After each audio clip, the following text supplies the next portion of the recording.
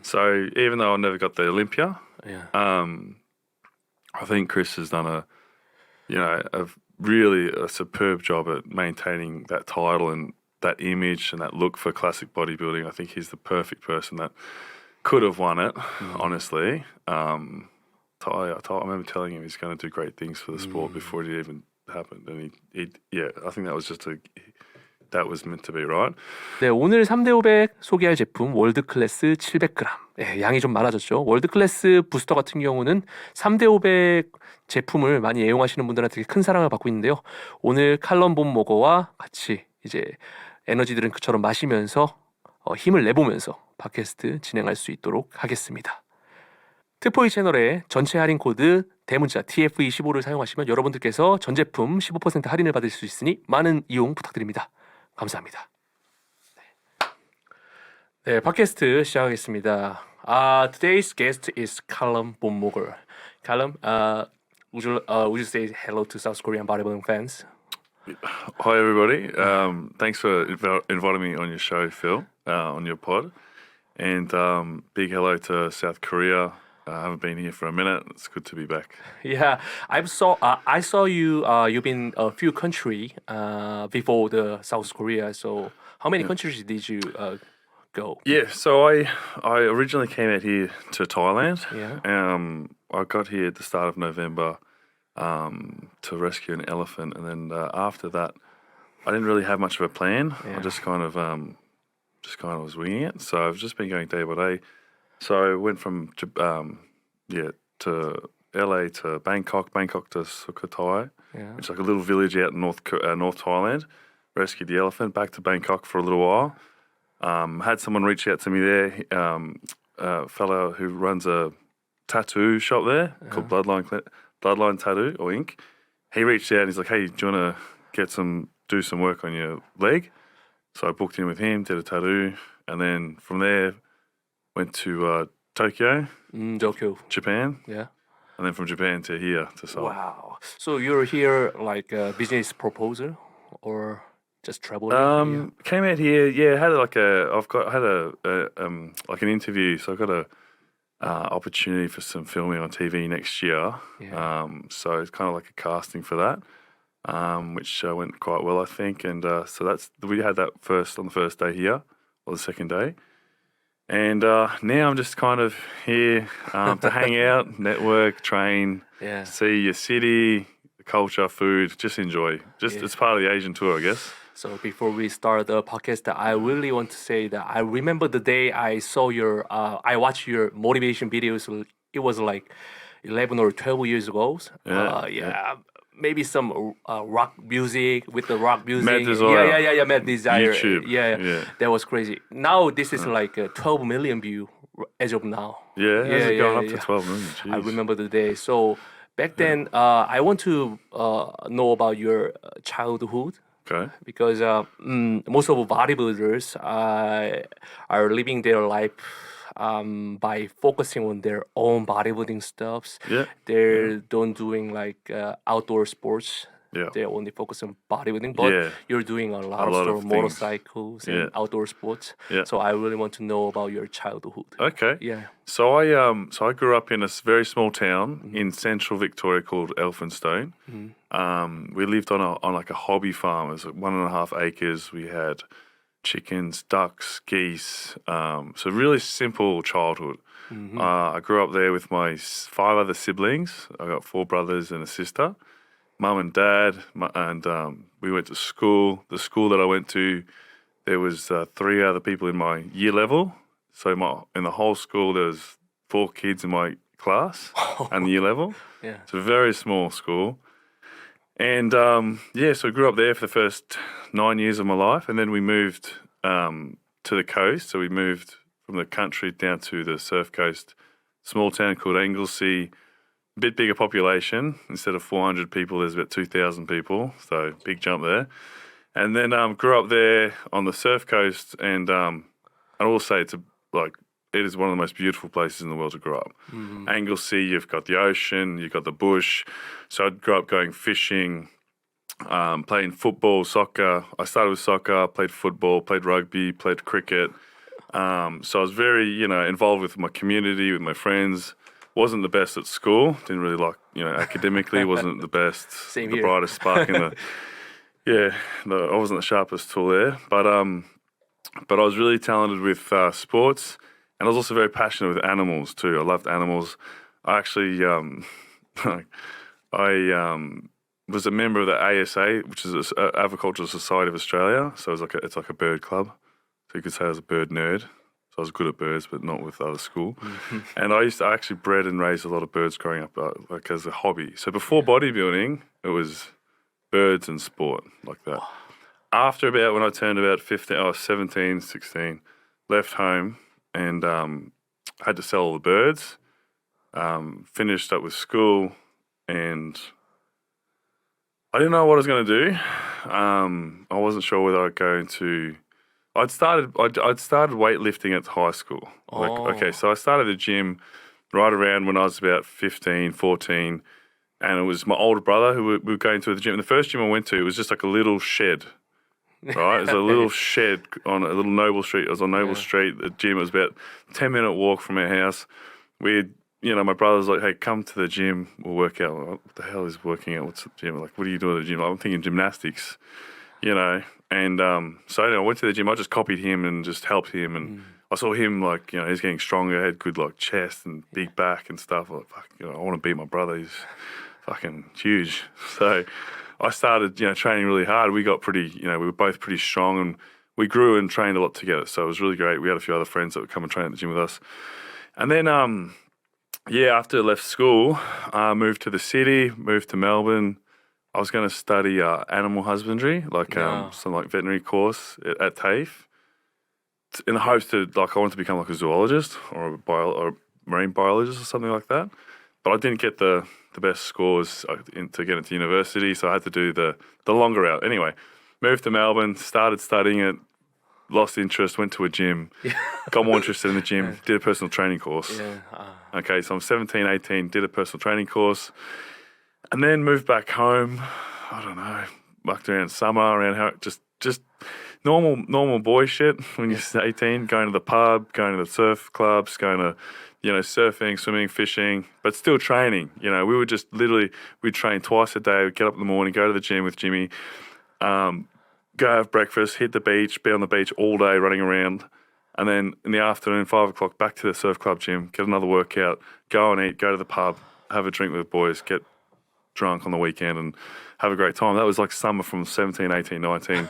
And then I decided to do a competition. I did a surf club, it's a surf carnival. So what you compete against, it's a Australian, probably, I don't know if they're doing it in other countries. It's a surf competition where you race against people. Anyway, I was sprinting up the beach and this kid seen me and he's like, he looks like he got a good body, like he's ripped. So anyway, he approached me and he said, hey, come meet Graham Lansfield. He's the world president of the NAB WFF, and he's got a gym in Melbourne. You should compete, do a competition. And I was like, all right. So I went up to Melbourne, met Graham, and he said, went into his office. It was nothing. He's like, all right, take your shirt off, pull your pants down. I was like, what the, it's nothing nothing crazy, but he's like, let's have a look at your physique. So he did an assessment. He good quads, good back, was training quite, vigorously and pretty focused with it. So he's like, if you win my local show here and the qualifier, I'll fly you to Austria to do the junior universe. So for me, broke teenage bodybuilder, I was like, done. So trained up, won his show, made the qualifier, and then he flew me to Austria. I just turned 20, did the junior universe, won that. And then, came home and decided I wanted to pursue a career in bodybuilding. Before he approached you, so you didn't know about the bodybuilding at all? No, I didn't know about any federations. I'd done one show, I did a teenage, a natural competition, ANB, Australian Natural Bodybuilding Association or something. The teenage, I did that in it was 2010 maybe. Yeah. And that was the warm-up, but it was just the local guys. So that's when I was do a competition, and then after that was when I got scouted on the beach to go to the state shows. So when did you decide to go to the States? USA? Yeah. So fast forward a couple of years. It was after Mad Desire was released. Yeah. So Mad Desire is in That Australia? was the Mad Desire was made, right? This fellow, we made this motivational YouTube clip, Mad Desire. Did you make your own? I didn't do no. So I've like wasn't even on the internet. I was hardly on social media. And sorry, excuse me. He was a videographer. Yeah. And he was also selling his supplements. And I was working at GNC, and he kind of has a good eye, visual eye. And he saw he's like, well, he's just interested in me. He's like, hey, can I record you in the gym? And long story longer, I guess we ended up, catching up 5 weekends, and he put together this clip, edited it, made it into a sensation on YouTube. And I had companies in the USA reach out to me to, sponsor me to work over in the USA. Yeah. So I don't want to be rude, but when we talk about you, Calum Von Moger, and so maybe this is misunderstood, but a lot of people thinking, including me, that this guy has a genetic and talent, but maybe this guy didn't put his all effort on the bodybuilding. So what was your mind at that time? Yeah. Like, why didn't I dedicate everything 100% bodybuilding? Yeah, that's a good question. Because I never identified. I don't identify as a bodybuilder.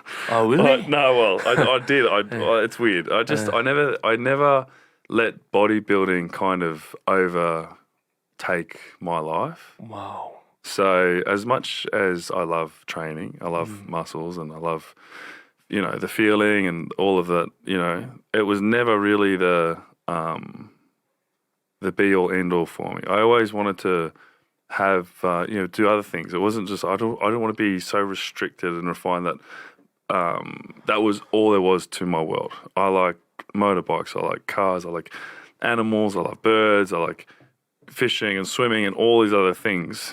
So if bodybuilding was going to really, I wanted to have a more interesting, and if bodybuilding was going to completely meant that I couldn't do any of those things, then I wouldn't do bodybuilding, But I do know that if I had have had a different mindset, if I had have given it 100% to my training, to my diet, because I'm definitely not known for, following strict diets, and everything that it takes to be a champion. And I did it without taking it really that seriously. Like when the time counted, I got it done. It was kind of like school. When you get a test and you've got a whole month or an assignment, a whole month to finish the assignment. Well, I was a kid that was mucking around, still playing with his mates, jumping the dirt bikes, and then the last day I've got to hand the assignment and okay, we've got to get it done now. That's kind of how I was with everything. I was out having fun and just doing my own life. So same with bodybuilding. It's like I'd wait till the last kind of minute. I wouldn't do huge preps, but I still pulled it off. And it's obviously it's going to be genetic gift from my parents, from my heritage that helps. Bone structure, height, the shape and everything. And then obviously, after I did first 5 years, 6 years training naturally, and then I also enhanced as well to give myself an edge, above my competitors in the open divisions. So that was another, that was another thing why I feel like I didn't, if I had have taken it really serious and focused and really studied the science behind it more, I probably could have done a lot better. Definitely will say I would be up on would have been on the stage with Chris Bumstead. Yeah. When it was just coming out with the classic, because I think that was perfect timing when they introduced classic bodybuilding. Classics. That was right around, that was what I wanted to jump onto. I was like, if I'm going to do this, the last thing on my list is going to be the Mr. Olympia. Check that off and I'm done, right? Yeah. But just so happened that once me got in the gym with Chris, first time we trained together, I tore my bicep with him. 2017, right? Yeah, that's right. Okay. And go back swing too. Yeah. 1, 2, 3. Oh! Try one more. Yeah. 1, 2. Please. Oh, do you feel that? No, are you good? Are you good? No. Injuries in the game. I tore my bicep, and ever since then, every year it's just been one catastrophe after another. I've just had an injury. So then I tore my quadricep and re-tore the bicep 6 months later. Here. Now walk down a little bit. Start walking down. Oh shit! Shit! Let's go. My knee! Alex! Hold up! I broke my knee! My knee's broken! So I was just in recovery and healing for the next few years, couple of years. And in that time, Chris, you know, he made a huge dash and he made a huge scene in the classic bodybuilding. He was the only He was winning the Mr. Olympia title during your recovery time, right? What's that? He was winning the Mr. Olympia title during your recovery time. Yes. Yeah. I think he just... Yeah, I think it was 2017 was his first one, perhaps? Or 2019. 2019. His first Olympia? Yeah. Oh, was it? 2019? Yeah. 2020. Yeah, okay. Yeah. I'm terrible with the dates, mate. So, I think I assume that you have a very struggle for your recovery time and mentally. And what was your mindset at that time? So, with the first injury with the tears, the bicep tears. It was quite obviously, okay, that was the first major bump in the road for me, but I just saw it as that. It was a bump in the road. I didn't let it discourage me. I knew if I had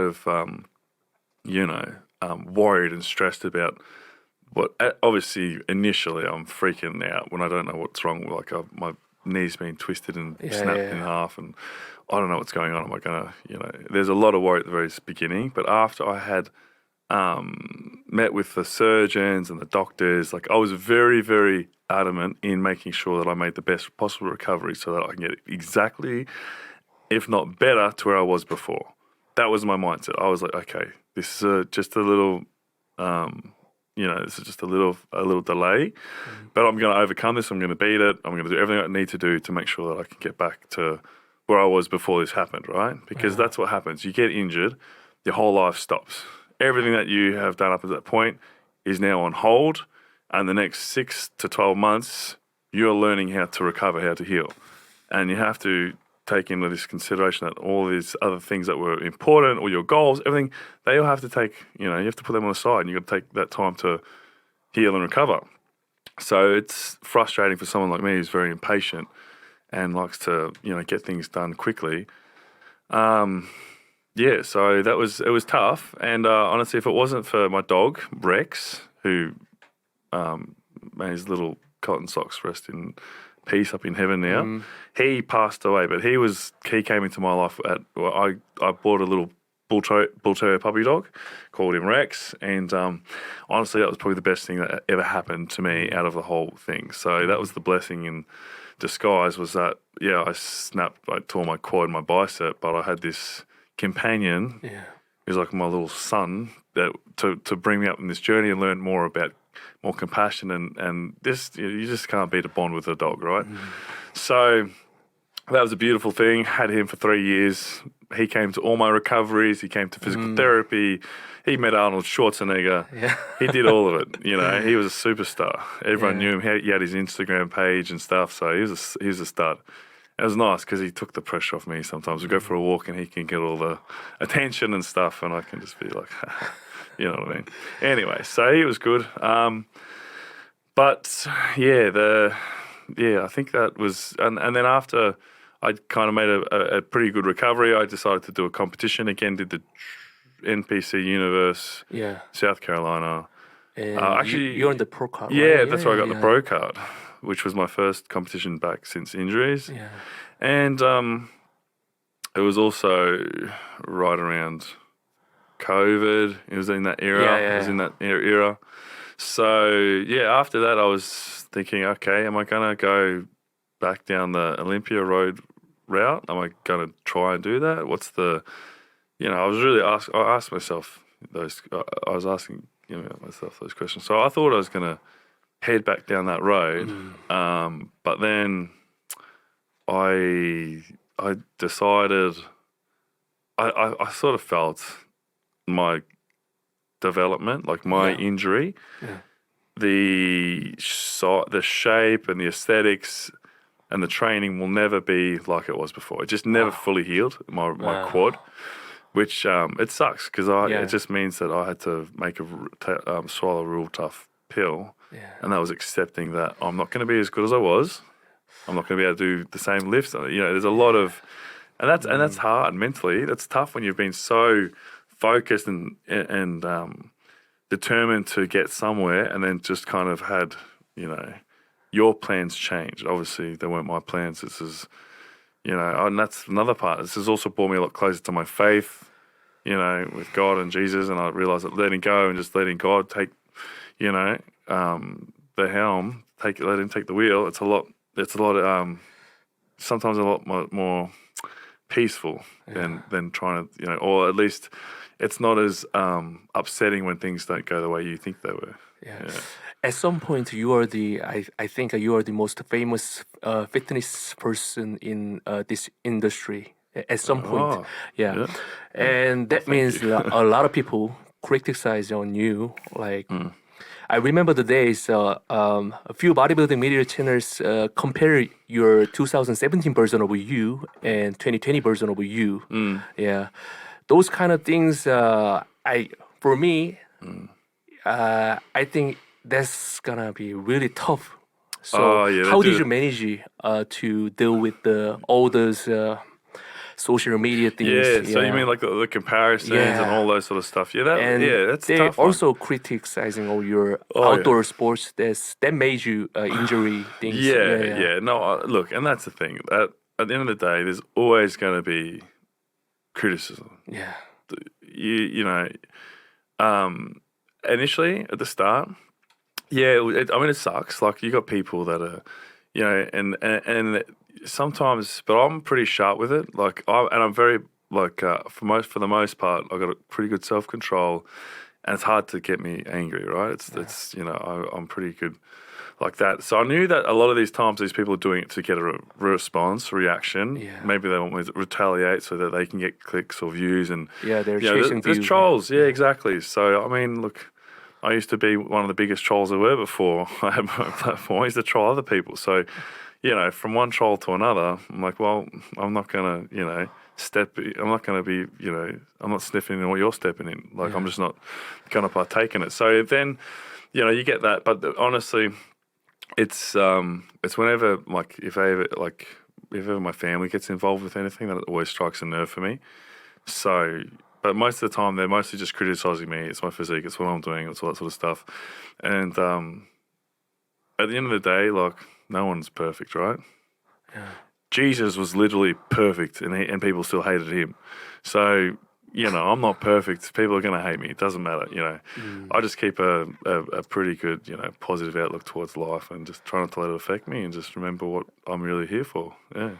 So after you got your pro card, I've seen some news about you.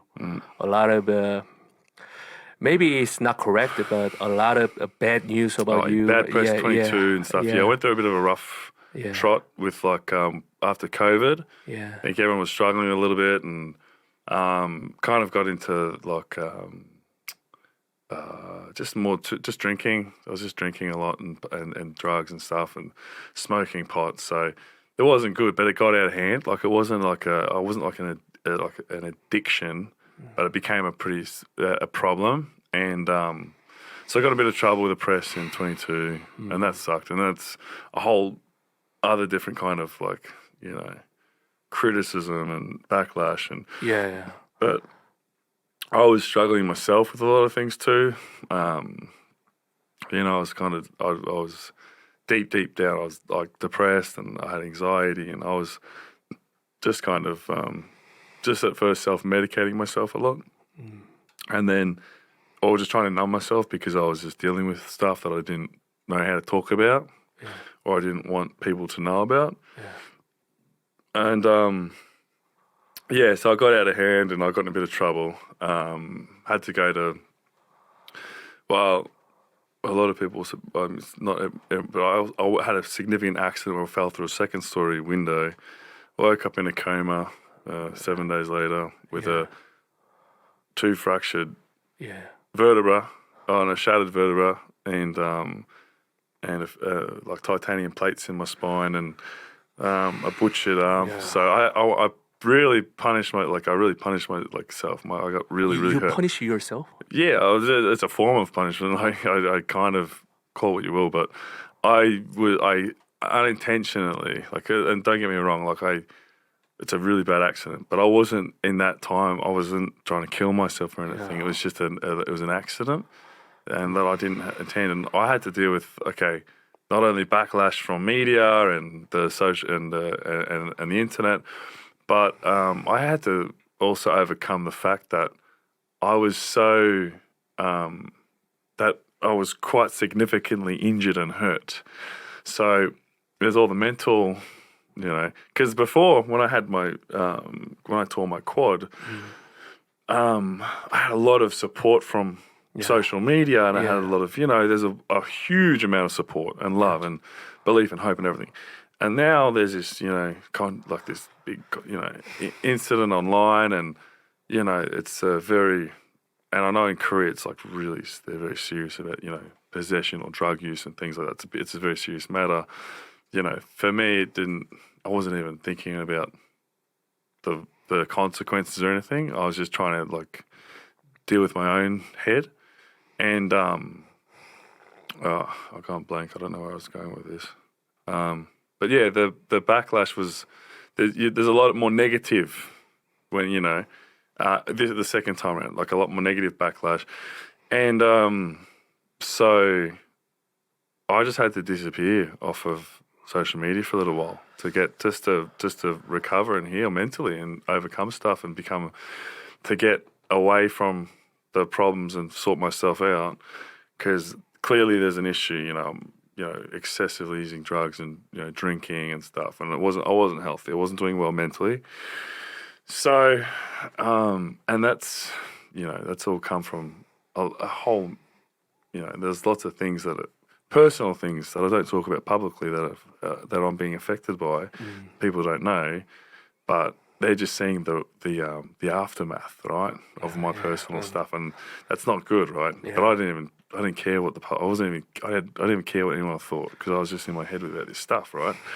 So anyway, I came out and I realised, okay, Mum's seeing me in the hospital, and she's like, she said, "Can you go to rehab?"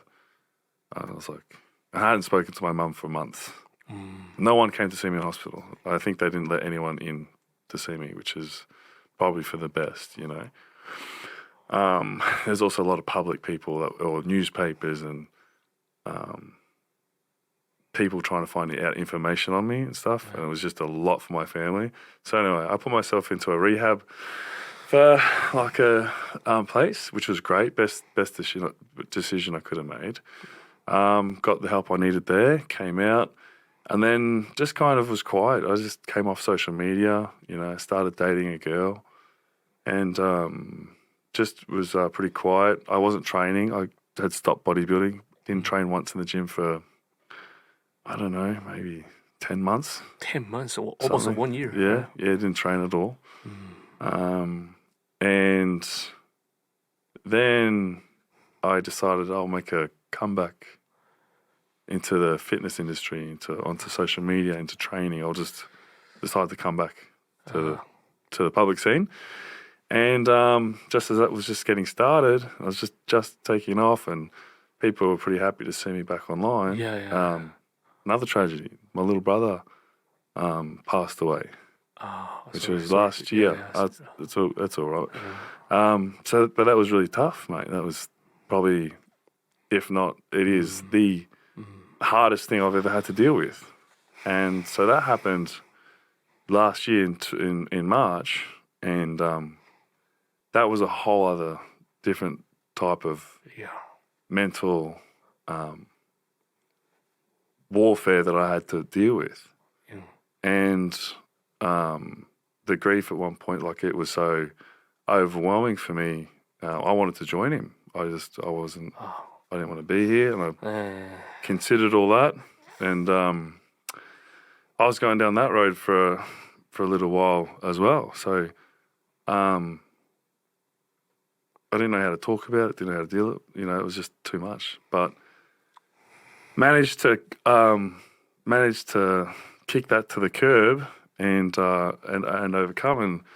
And that was hard because I did it completely sober. I wasn't going out and drinking or doing drugs after my brother passed. I mean, there's going to be a minute of it there, but I didn't go back down that road because of what had happened before. I'd already been kind of struck once with the window incident. I didn't want that backlash, and that's all caused from an issue that I had back then. I was like, I'm not going to repeat that same mistake. So I was just dealing and coping with that loss, very soberly, and that was hard. And that's, I think, how I was going down towards another extreme where I was going to intentionally do something to myself. But I thank God I didn't go down that route and managed to make a return this year. I really just came good mentally, much better place, got back into the gym. And, long story longer, here we are today. I got two questions. Take a breather, mate. Crazy story. But so, what was your biggest fear during your struggle time? Biggest fear? Yeah. Biggest fear? Well, I wasn't afraid of dying, that's for sure. I definitely, I lie because I went to do it once and I'll tell you something right now. I have a very much different approach or look or understanding to people who have thought about suicide or have attempted it or have lost people to suicide. I used to think it was like, it's a weak way out, it's cowardly, like, why are you going to kill yourself? Like, that's how I used to think about it. But after learning about my brother's illness, he had bipolar, and just the battles and fights that they do on their own, and people suffering from all sorts of things, depression and stuff. And then having myself, standing where my brother was and trying to do the same thing and throw myself over a cliff, I couldn't do it. I was a coward. I was too afraid to die, even though I wanted everything to end, and I could have swallowed a tub of sleeping pills and taken the easy way out. But I was like, damn, if this is how my little brother's going, I'm going no less. I'm going to join him the way he went, and I couldn't do it. So I look at my little brother with such admiration and strength because, and I'm sad that he's gone, of course, but at least I know he's at peace and he's not suffering. He's got no more pain, and he went out the way that he wanted to go out. And I got the utmost respect for him too because he wanted to off himself in 2020, and he told me about it. And the reason that I went back home to Australia was to be closer to him and live with him. And I realised I've been 7 years in the USA, sacrificed time with my little brother for myself, for my business, my work, for things that really don't matter to me today. So I went back so I could be closer to him. I couldn't do it for 2 years because of COVID, which ate him up probably. I didn't even know he had bipolar. I didn't even know what was going on with him. But I was like, shit, I need to be there for my little brother. So, when I went back, he told me how he was, thinking about killing himself and all that sort of stuff. And I'm glad that he said, when he passed, in his car we found a letter, and he'd even written on it, I'm glad I didn't kill myself back then, because then I couldn't have written this letter and said my goodbyes. And I remember him telling me back then, he's like, I just don't want...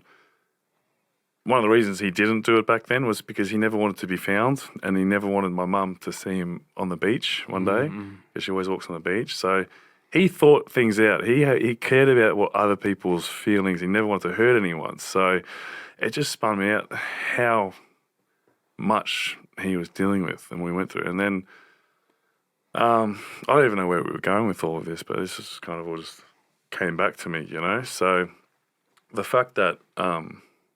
I have a much different outlook to people suffering with mental illness, yeah.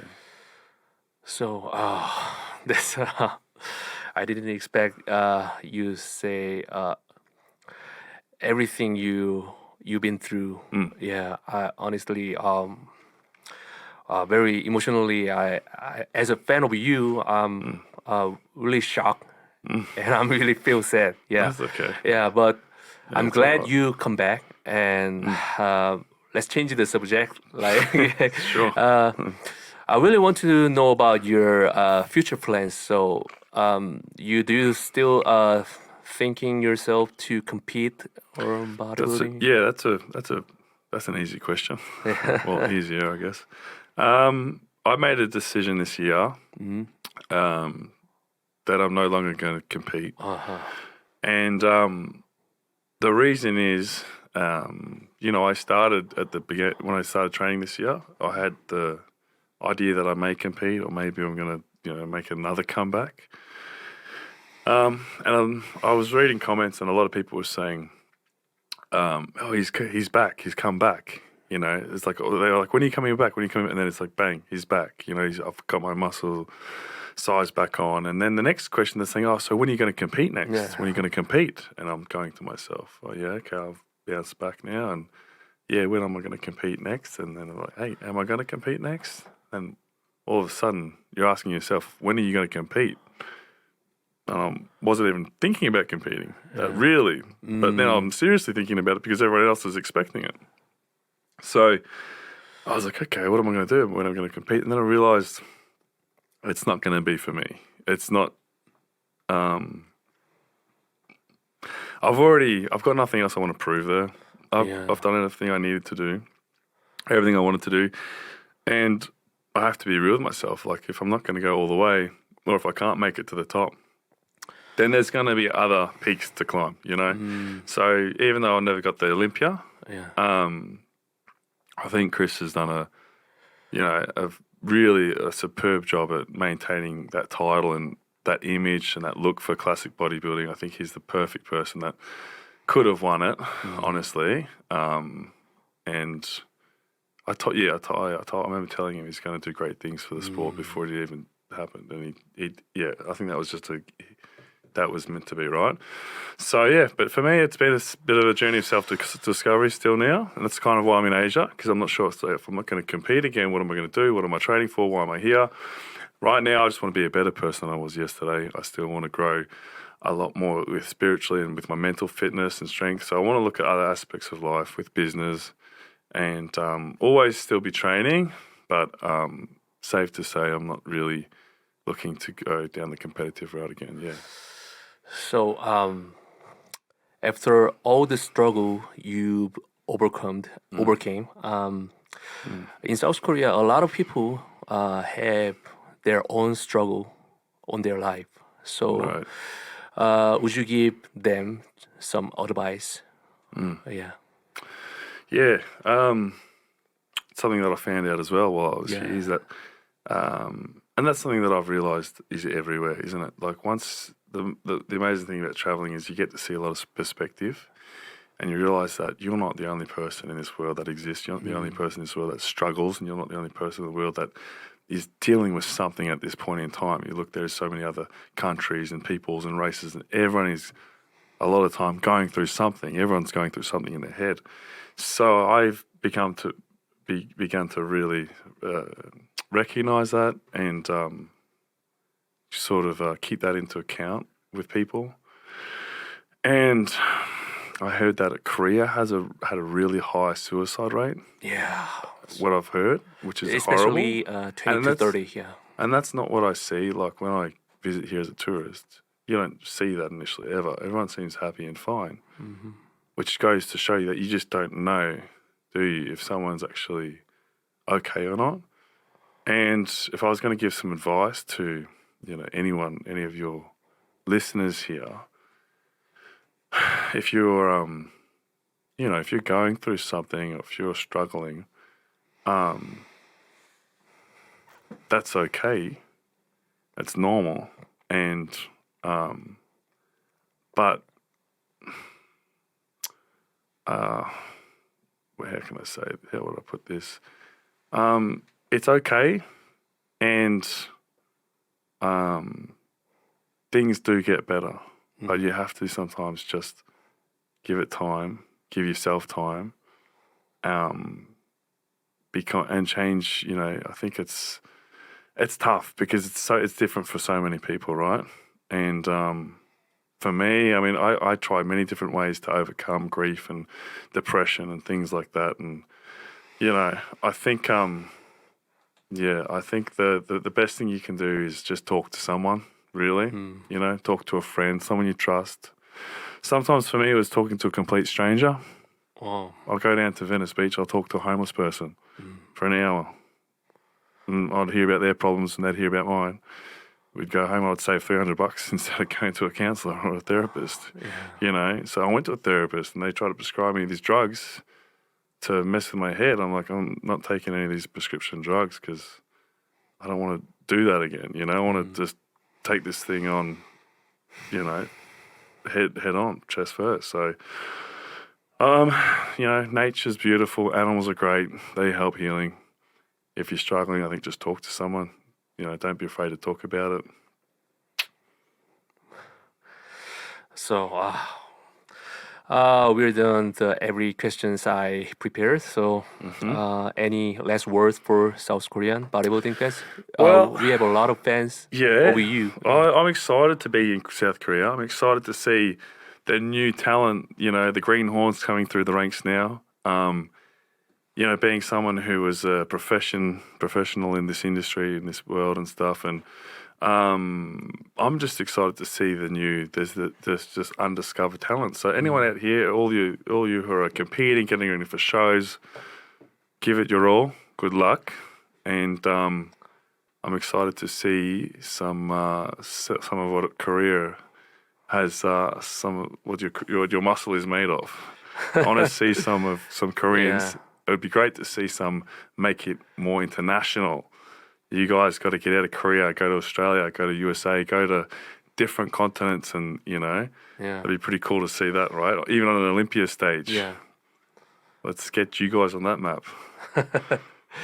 Thanks for the podcast. Thanks for the interview. Thanks, man. Calum, it's really honor. I've been following you like 7 or 8 years. I still can't believe it. I have you on my podcast. That's all right, Phil. Thanks for having me on board, and thanks for your time today as well. Yeah. And how long are you gonna stay here? It's a good question. I haven't got a flight home yet, so I might stay another week or a few more days. We'll see. Yeah. That's great. So, 여러분, 팟캐스트 마무리되었고 칼럼 본 모거였습니다. 감사합니다. 감사합니다. Okay, we're done. Wow, Done. Good job, guys. it's amazing. Wow, you killed it. Yeah. Can we get a photo with you guys? Yeah.